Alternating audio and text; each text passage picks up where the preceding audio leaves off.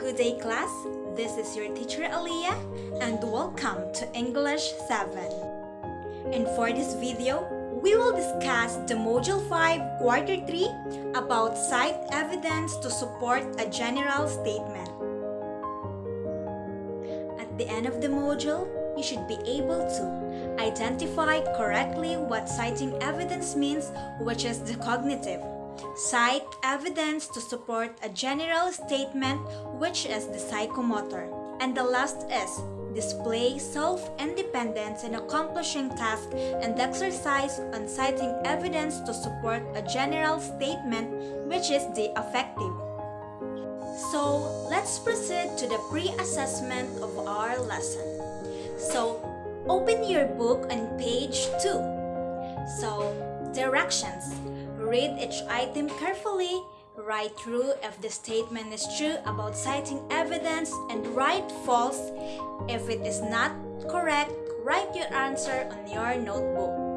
So number 1 question. When we read, we often are asked to answer questions or express our ideas about the text. In order to let people know we aren't making stuff up, we should use cite evidence to support our opinions or answers. It is true or false? Yes, it is true. Number 2. In real life, people who can back up an opinion about a text with evidence are taken more seriously than people who can only give a reason of just because. It is true or false? Yes, it is true. Number 3. If you use direct quotes from a text, you must use quotation marks. So, it is true or false? Yes, it's true. Number 4. When we examine an author's message, often called the central idea and most accurately called the author's claim, it is important not to examine the way an author supports his ideas. It is true or false? Yes, it is false. Number 5. In citing evidence, we look for different types of evidence such as facts, statistics, examples, expert, testimony, and logical reasoning. So it's true or false? Yes, that's true. Using evidence means that we need to explain how the author supports his claim by presenting a particular fact or example. It's true or false? Yes, it's true. Number 7. In citing evidence, paraphrase is one of the forms. A paraphrase means that you have translated the author's words your own. It's true or false? Yes, correct. It is true. Number 8.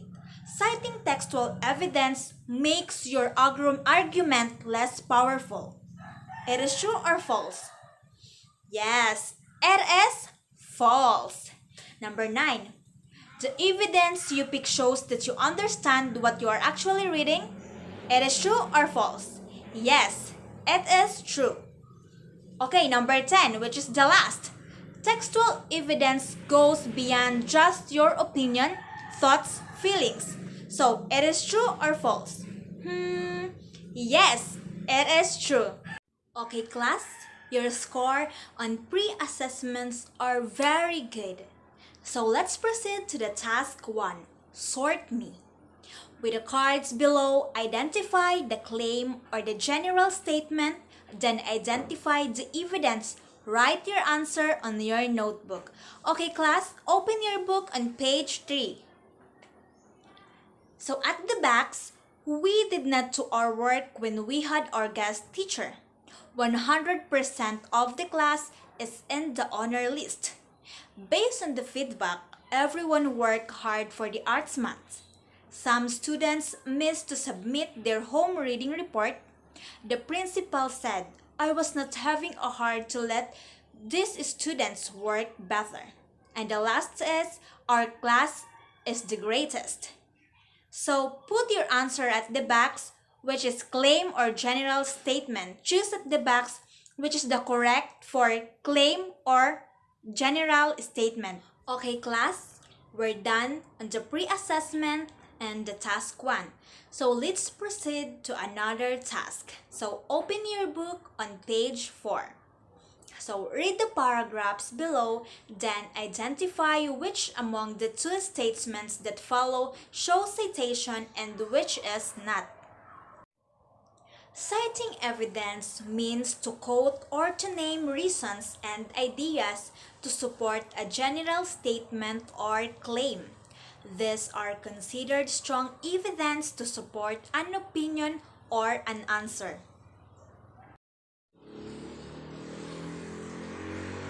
When we have ideas about what we read, we need to cite evidence to support our ideas. When we read, we often are asked to answer questions or express our ideas about the text. To let people know we aren't making stuff up, we should cite evidence to support our claims. So write yes if the sentence cites on evidence is correct and no if it is not. Number 1. According to the text, citing evidence means to quote or to name reasons and ideas to support a general statement. So it is yes or no? The answer is yes. So congrats, you are correct. Number 2. In real life, people who can back up an opinion about a text by citing evidence are taken more seriously than people who can only give a reason of just because. So, it is yes or no? Yes, the answer is no. So, better luck next time. So, without further ado, let's proceed to the main topic of our module. So, citing textual evidence. It requires you to look back into the text for evidence to support an idea, answer a question, support a general statement, or make a claim.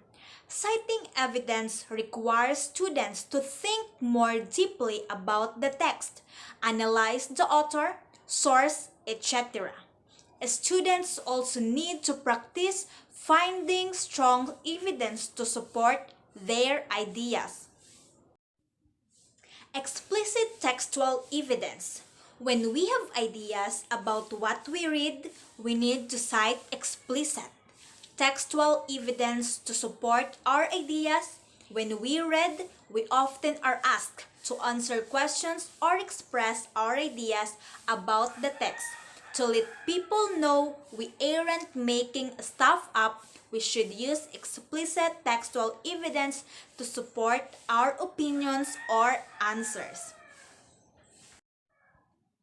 In real life, people who can back up an opinion about the text with explicit textual evidence are taken more seriously than people who can only give a reasons of just because.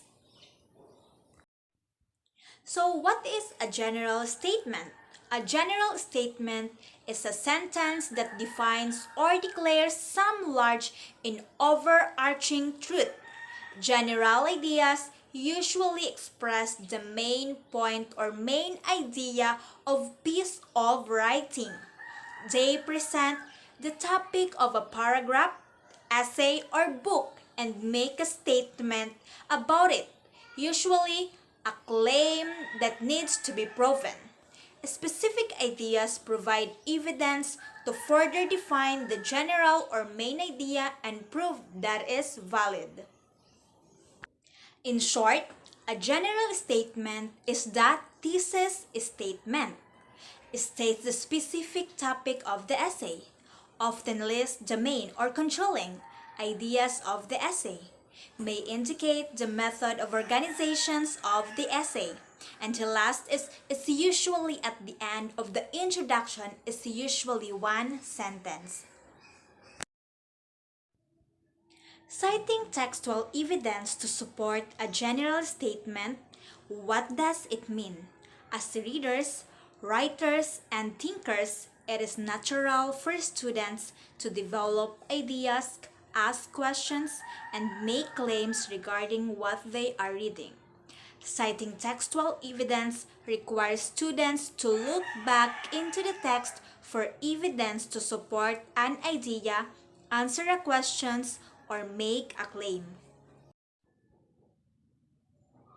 Why do we have to do it? To encourage critical reading, especially in a society where it is increasingly more important for students to be critical of what they read. To encourage students to use higher level thinking skills.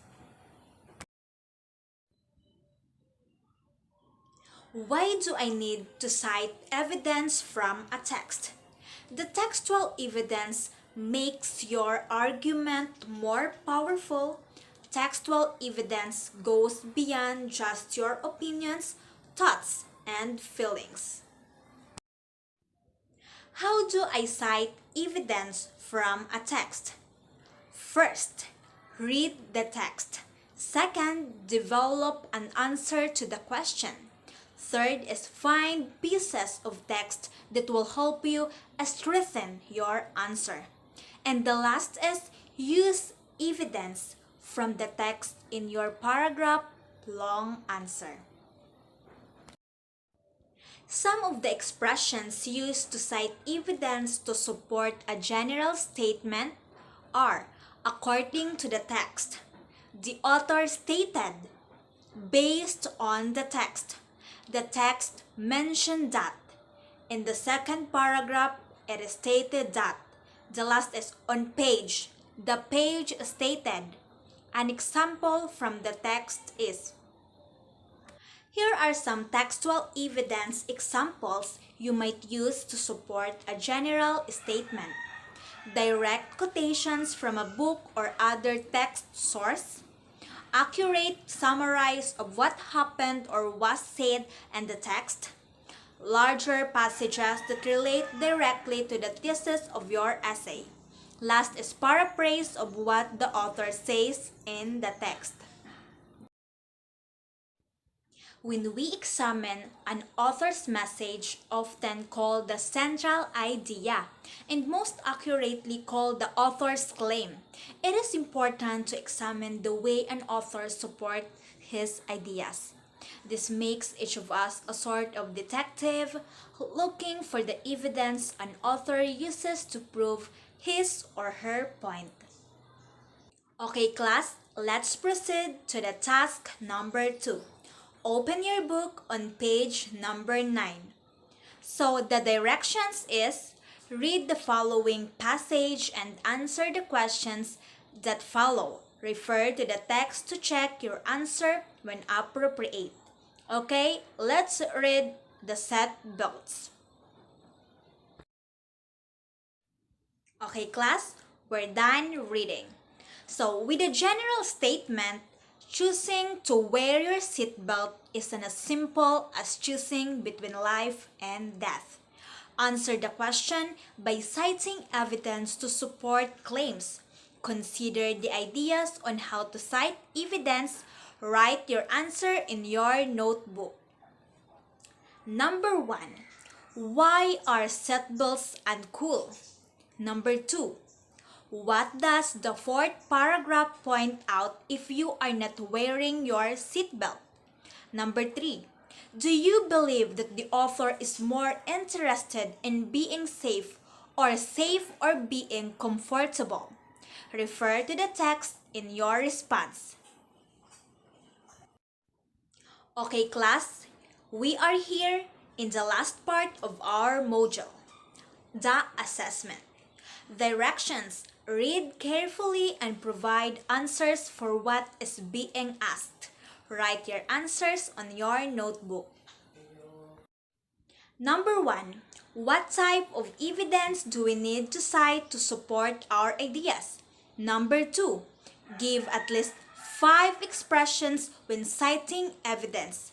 And the last is, how do you cite evidence from a text? Class, thank you for listening and cooperations. Do you have any questions for me? If you don't have questions, So see you on my next class. Goodbye and God bless.